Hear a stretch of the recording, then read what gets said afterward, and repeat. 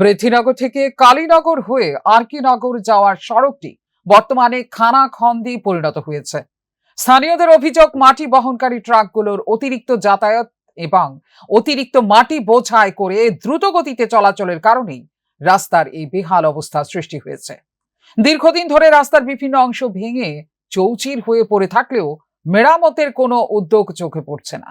ফলে প্রতিদিন যাতায়াতকারী সাধারণ মানুষ, স্কুল কলেজের ছাত্রছাত্রী এবং যানবাহনের চালকদের চরম সমস্যার মুখে পড়তে হচ্ছে। বিশেষ করে বর্ষাকালে বৃষ্টির কারণে রাস্তার গর্তগুলো জলে ভরে যায়। তখন দুর্ঘটনার আশঙ্কা যেমন বেড়ে যায়, তেমনি চলাচলও হয়ে ওঠে অত্যন্ত কষ্টসাধ্য।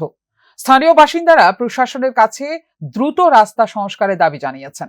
পাশাপাশি মাটির ট্রাকগুলোর গতি নিয়ন্ত্রণ, অতিরিক্ত বোঝাই বন্ধ এবং নিয়ম মেনে চলাচল নিশ্চিত করতে প্রয়োজনীয় ব্যবস্থা গ্রহণেরও আবেদন জানিয়েছেন। দীর্ঘদিন ধরে আপনারা এই রাস্তা দিয়ে আসা যাওয়া করেন, এই রাস্তা দিয়ে আপনারা ব্যবসা বাণিজ্য করতেছেন, এই বিষয়টা নিয়ে কি বলবেন?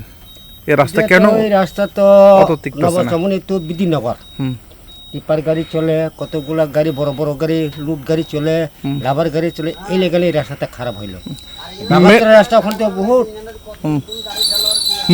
মেন উদ্দেশ্য হচ্ছে এখানে অভিযোগ, অধিকাংশ মাটির গাড়ি ওই আনফিট এবং নিয়ম ভেঙে চলাফেরা করছে। মাটির গাড়ির অবৈধ সন্ত্রাস নিয়ে পুলিশের ভূমিকা নিয়েও প্রশ্ন তুলছেন ভুক্তভোগী মহল। ফিউরো রিপোর্ট, নিউজ নাও।